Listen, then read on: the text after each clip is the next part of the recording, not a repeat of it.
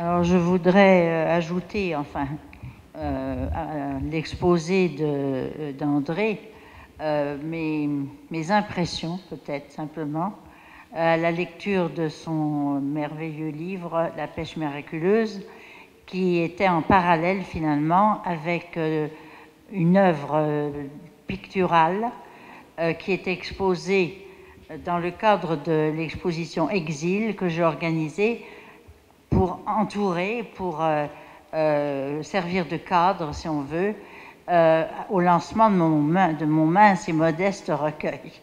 Mais autour de ce mince et modeste recueil, il y avait les peintures de 6 artistes sur ce thème-là de l'exil, finalement, parce que c'était tous des transnationaux, comme moi, comme le père Triff, et ça faisait un ensemble qui, tout dans sa diversité, était quand même relié par une espèce de communauté de sensibilité et une communauté spirituelle.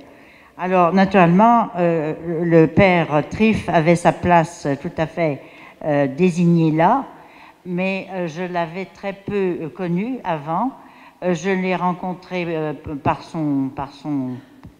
sa poésie, un peu, et par quelques reproductions de tableaux dans un numéro de la revue Rencontre qui était publié au moment où moi-même j'avais un article dans cette revue-là.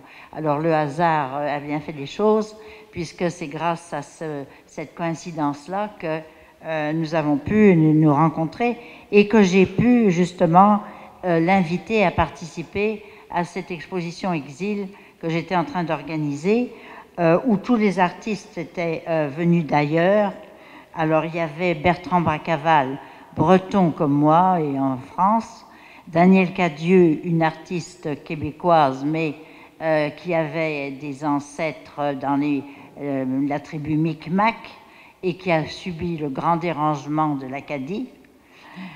Georg Müller, qui est un artiste allemand, donc qui a vécu en partie à Montréal, en partie à Toronto, et naturellement en Allemagne, et aussi dans cet extrême nord de l'Écosse dont je parlais tout à l'heure.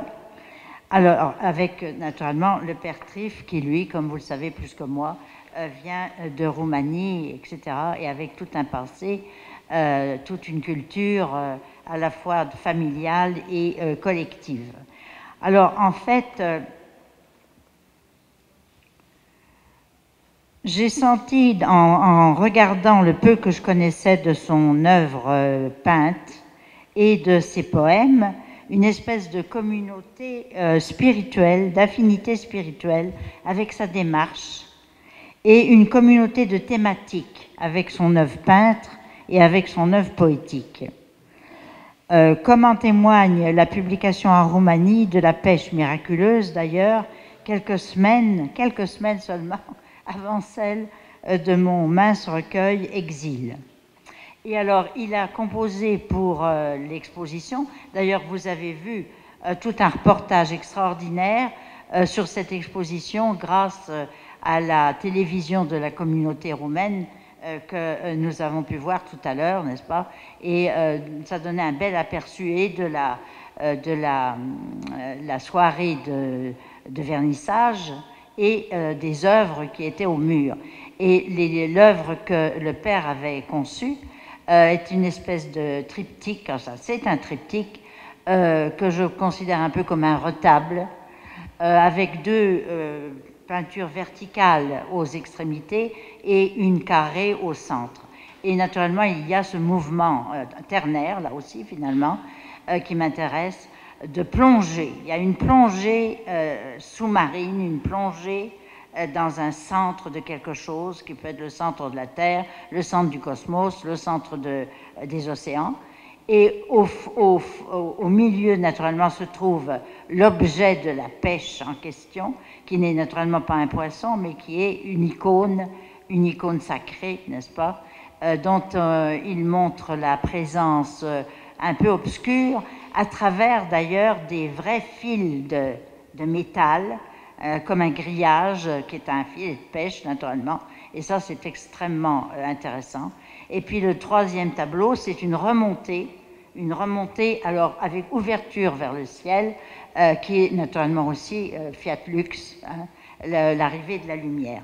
Alors ce triptyque-là, qui était isolé un petit peu dans la galerie, était un endroit de recueillement extrêmement prenant et mystique, on peut le dire, et tout à fait intéressant, qui faisait un contraste avec d'autres œuvres, mais sans que cela gêne.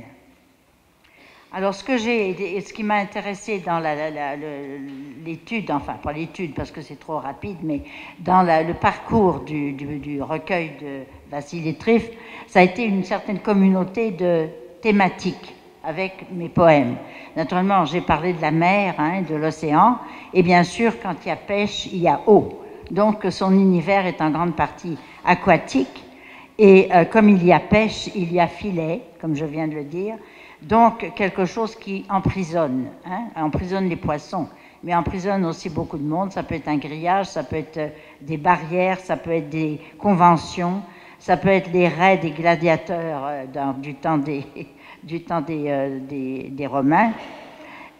Donc, il y a ce contraste entre l'eau, finalement, et le filet, qui, lui, est prison, et qui est instrument de mort, en tous les cas pour le poisson.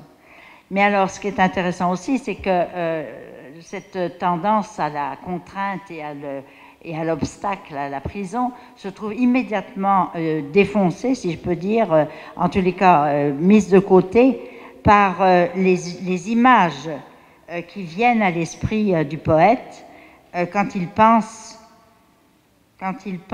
mer, la mer. Je fais allusion à ce petit poème de 5 vers qui s'intitule « La mer ». La mer fait paître ses chevaux. Leurs sabots réduisent le sable en poudre. Les vagues se bousculent, tout comme les jours. Et ça, je trouve ça absolument formidable et d'une grande parenté avec la façon dont je conçois aussi les chevaux et la mer, cette espèce de lien, de jeu entre les deux, n'est-ce pas ? Alors le cheval, et lui tout de suite, lorsqu'il pense crinière de cheval, il pense musique. Il pense au crin de l'archer et du violon. Ça, j'ai trouvé ça tout à fait original. Parce qu'en fait, pour moi, c'est crinière aussi, mais c'est à ce moment-là mouvement, vent et course libre dans la nature, et cavalcade. Alors c'est deux façons d'interpréter un petit peu la même image. Et dans ce qui me concerne, c'est plutôt dans mes poèmes un mal à l'âme, un mal de vivre, bon, qui est assez fréquent, n'est-ce pas, chez les adolescents, parce qu'en fait, c'est un peu beaucoup des poèmes d'adolescence dans ce cas-là. Mais dans les textes de Vassili Trif, ce n'est plus un mal à l'âme, bien qu'ils doivent exister aussi, mais c'est vraiment une blessure. C'est très net comme il y a blessure dans la chair, vraiment la chair, coupée, cisaillée par les mailles dures du filet de pêche, tordue et nouée que les marins, que les pêcheurs doivent démêler et où ils se brisent et se blessent les doigts. Ou bien alors c'est la blessure du bois des arbres sous la hache du forestier qui entre dans la forêt avec son instrument de torture. Et ça, j'ai été extrêmement sensible à ça aussi.